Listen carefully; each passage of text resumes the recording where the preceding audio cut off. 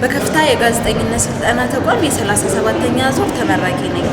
ጋዜጠኝነትን የተማርኩትኝ ትረካዎችን መተረክ ናሬት ማድረግ በጣም ያስደስተኛል እና ለዛ ደግሞ በዚህ መልኩ ባልፍ ደግሞ የተሻለ ነው ብዬ በማሰብ ማሪ የሚሰማኝ ደስታ ነው።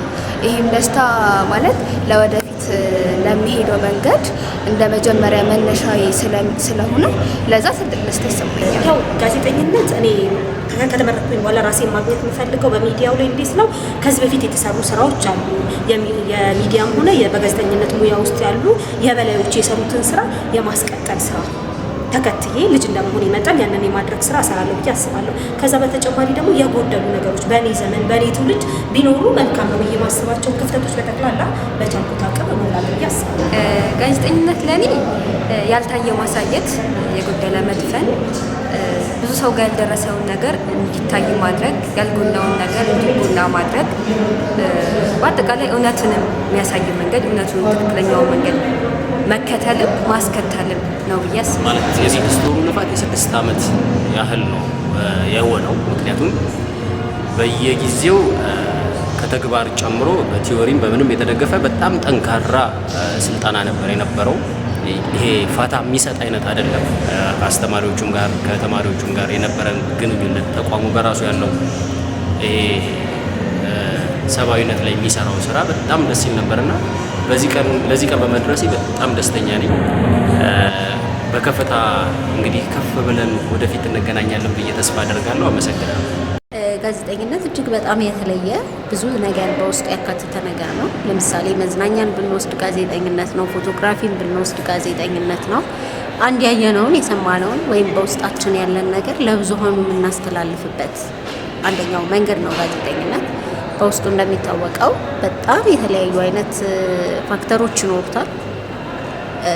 እውቀት ከማስጨበጥ፣ ከማዝናናት፣ ከማስተማር፣ መረጃን ከመስጠት አንጻር ወደ ሰዎች የምንደርስበት ነው ጋዜጠኝነት ላይ። ጋዜጠኝነት ለእኔ የሰብአዊነት ድምፅ ነው።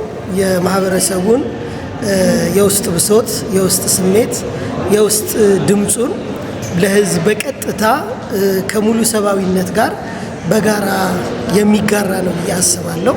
የሰብአዊነት ልክና ጥግም ነው ብዬ አምናለሁ። ምክንያቱም ሰዎች በማህበረሰቡ ዘንድ የገጠማቸውን ማናቸውም አይነት ኢኮኖሚያዊ፣ ፖለቲካዊ እንዲሁም ስነ መንግስታዊ ጉዳዮችን ሁሉ ለህዝብ የቀጥታ ጆሮ የቀጥታ የልብ ትርታ ሆነው እንዲቀርብ እድል የሚሰጥ ነው ብዬ አምናለሁ።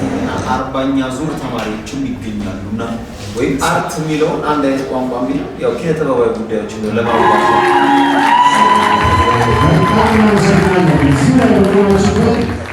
የተለያዩ አስተማሪዎች የተለያዩ ኮርሶች ተሰጥተውናል።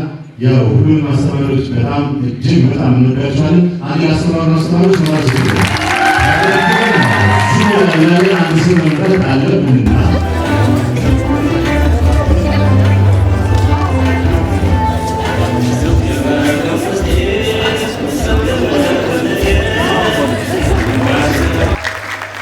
እንደ ባህላችን ደግሞ እንደሚታወቀው ጠሪ አክባሪ ነው፣ የተጠራውም ደግሞ ተከባሪ ነው እና እንደው ለአንዴና ለመጨረሻ ብዬ አልገድበውም፣ ግን ጥሪያችንን አክብራችሁ ውድ ጊዜያችሁን ሰውታችሁ የዛሬ እጩ ጋዜጠኞችን ለመመልከት ስለመጣችሁ ታማኝ መሆን ከተማራችሁ ትምህርት ባለፈ ደግሞ እንዲያው ማይክ ቅድም አስራት ኤልያስ ሲናገር ማይክ መያዝ እንዲያው ባለባበስ ዝንጥ ብሎ መታየት ብቻ አይደለም ብሏልና ብዙ መስራት የሚጠበቅ ነው።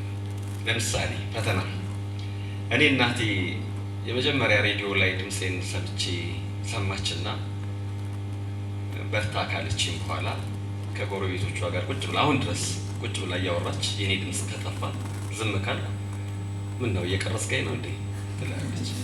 ብዙ ቦታ ስትሄዱ ጸጥ ብትሉ ወይ የቀረጻችኋቸው ይመስላችኋል ወይም ደግሞ የነገር እያሰበ ነው ይሏቸዋል።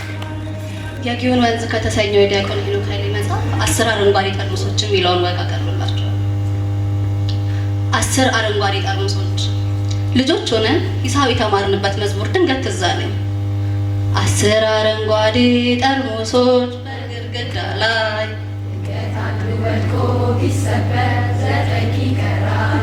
ይህ ምንጩ ከወደ እንግሊዝ እንደሆነ የሚነገርለት 10 አረንጓዴ ጠርሙሶች ቴን ግሪን ቦትልስ የተሰኘ የህፃናት መዝሙር ቢያንስ ከ1 እስከ 10 መቀነስ የተማርንበት ነበር። 10 አረንጓዴ ጠርሙሶች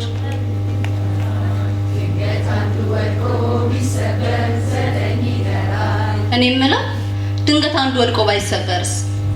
ሂሳቡንስ ተማርንበት። አንዱ ወድቆ ሲሰበር የማየት አባዜ አሁንም ድረስ የቀጠለ ይመስለኛል። የምንዘምርባቸው ጠርሙሶች ገና መዝሙሩ ሲጀመር መሳቀቅ እንደሚጀምሩ ግልጽ ነው። አንዱ ወድቆ ሲሰበር ሌሎቹ ቀጥሎ በእኔ እያሉ ይርበተበታሉ። የጠርሙስ እጥረት ባለበት ስፍራ ያውም 10 ጠርሙሶች ብቻ ባሉበት ግድግዳ ላይ ያሉት እነዚህ ጠርሙሶች ቢሰነብቱ ምን አለ? አጨብጭቦ መስበር እስቲ ምን ይባላል? መቼስ ልጅነት ሆኖብን ነው። ወዳጄ ከ10 አረንጓዴ ጠርሙሶች አንዱ አያርገን። አንዱ ከሆንክ ሰዎች እያጨበጨቡ ድንገት እስክትሰበር ይጠብቀዋል። ምን አለ 10 ጠርሙሶች ካሉ እነዚያን ተንከባክቦ መያዝ ቢቻል? ጉዳት ነበረው? ካደግንስ በኋላ ስንት አረንጓዴ ጠርሙሶችን ሰብረን ይሆን? የሚገርመው ደግሞ ከ10ሩ ተርፎ የቀረው የመጨረሻው ጠርሙስ አሸኛኘት ነው። አንድ አረንጓዴ ጠርሙስ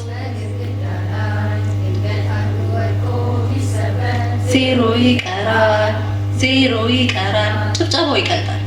ከላይ ዝናብ ከታች ጎርፍ የሚደረግበት ወራ ክረምት በዚያ የሀገሬ ገበሬ ምን እያለ በሚጠራው የወራ ነሐሴ መሰናበቻ የኢትዮጵያ መለያ ቀለም የሆነችው የጳጉሜ መባቻ ሰሞናት አየሩ ቢቀዘቅዝም ልባቸው በሙቀት የሞቀ ቀለማማ ወጣቶች ህልም አገብሯቸው 22 ፓውንድ ስኩዌር ሞልድ 8ኛ ፎቅ ባለች አንድ ክፍል ተሰይመዋል።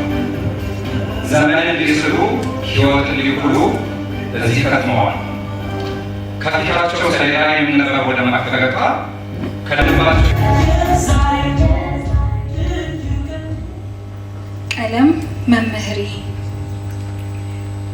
ባለብዙ ቤት የነፍሴ ብርሃን ቀለም መምህሬ ይጨንቀኝ ጀምሯል ሲያልቅ ደብተሬ ምድር ባዶነቷ ሳትኖር ይታየኛል አንተ ስትይዘው ሰው ያልሆነ ፍጥረት ሰው መሆን ይመኛል ሁልጊዜ ቀለም እየደፋ ብራና እየፋቀ የእውቀቱን ማምሻ ቀን እየናፈቀ እውቀት ማምሻ አልባ ናት እያለ ያነባል ከተሰጠው በላይ ቤቱን ይገነባል። ቀለም መምህሬ ትናንቴን ከዛሬ እያወዳደርኩ የአእምሮዬን ሚዛን ዛሬ ላይ ደፋሁት። አንተ ባለብዙ ቤት ነህ ማይናወጥ ቅጽሩ ጣራው የማያፈስ የጠበቀ ስሩ ደቀ መዝሙርቶችህ ከነግ ቤት ለመስራት ካንተ ነው የተማርነው ያለ መውደቅ ትጋት። ቀለም መምህሬ የአባትነት ድርሻን ማን ችሎ ይካፈል ቀለም አባት መሆን ላንተ ግን ይቻላል። ለሰው የማይመስል አንተ ጋር ይመስላል ውቅያኖስ ባትከፍል እንደ ሙሴ በበትርክ መጽሐፍክን ስትገልጠው ይሻገራል በእውቀት ህዝብክ። አሻገርከኝ መቼ ተውከኝ ከዚህ ትውልድ ልጅነት ውስጥ እኔም አለው ቀለም መምህሬ። አመሰግናለሁ። እነማን ነበሩ? እኔ የልቤ ሰው አንቺ ቀን ያለም ሎቶ አላውቀውም ብሎ የሚፈተን የለም። እንቆቅልሽ ቢሆን የያዝሽው ነገርሽ ለመፈተን ጓጓ። እንቆቅልሽ ስትይ በማላውቀው ነገር እኔ ምን አውቅልሽ ብዬ መልሳለሁ። ምን አውቅልሽ ወቸ ጉድ ያሰኛል እንደው አለማወቅ። ሀገር ስጠኝና እኔው ላሳውቅ።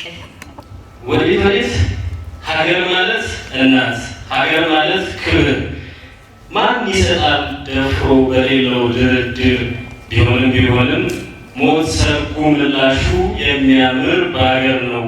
በልብሽ ዙፋን ላይ በክብር ካኖሻት ለአንቺ የምሰጠው በፍቅር በሰንደቅ ለእኔ የተሰጠች ኢትዮጵያ ነው። ከሰጠህኝማ የታሪክ ቀደምቷን የባህል ባለትውፊት የማውቃት ሀገሬን በቋንቋ ብዛት በብሔር ሃይማኖት ተከብራ የኖረች ኢትዮጵያ ውስጥ ኖሬ ታሪኬን ዘክሬ መኖርን ፈለግኩኝ አበው በነገሩ። ወዴት ነው መዝመሙ ተሳፍሮ መጓዙ ሳይመልሱ መሮጥ ሀገር ነው ያዙ። በይተመለሽና መልሱን ወዲህ በይው ቃልሽ አይታበል ጥያቄውን ፍቺው። አይ እንደው የኔ ነገር ልከኸኝ ከሩቁ ተሳፍሬ ባሳብ ትናንትን በዛሬ ሰፍሬ ስደመም ከእንቅልፍ አነቃኸኝ ሆንከኝ ቀስቃሽ ጠሪ ኢትዮጵያን ወድጄ በሀገሬ ኗሪ። መልሱን ላቀብልህ ለልብህ መጓጓት በከፍታ ያለ መሪው እንዲህ የሚል የልቦ መሻት በጋዜጠኝነት አስተምሮ መክሮ ዙር 37 ያበቃው ዘንድሮ እያስመረቀ ነው እንቁ ልጆች ወልዶ በሰባዊ ክብር በፍቅር ተሞልቶ ደስታቸው ደስታችን ሙያቸው ሙያችን ከፊታችን ላሉት ለዛሬ እንቁዎች ባንደበትህ ለዛ በጥበብ አዋስተ እንኳን ደስ አላችሁ በልልን እባክህ። እንኳን ደስ አላችሁ እንኳን ደስ አላችሁ እንኳን ደስ አላችሁ እንኳን ደስ ያላችሁ እንኳን ደስ ያላችሁ እንኳን ደስ ያላችሁ ለ37 ለዚህ የበቃችሁ እንኳን ደስ አላችሁ እንኳን ደስ ያላችሁ እንኳን ደስ ያላችሁ እንኳን ደስ ያላችሁ እንኳን ደስ አለን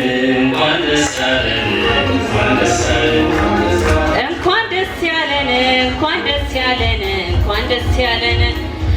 እንግዲህ የ37ኛ ዙር የከፍታ የጋዜጠኝነት ማሰልጠኛ ተቋም ተማሪ የነበራችሁ ተመራቂዎች ለዛሬዋ ቀን እንኳን ደስ ያላችሁ። እንኳን ደስ አላችሁ።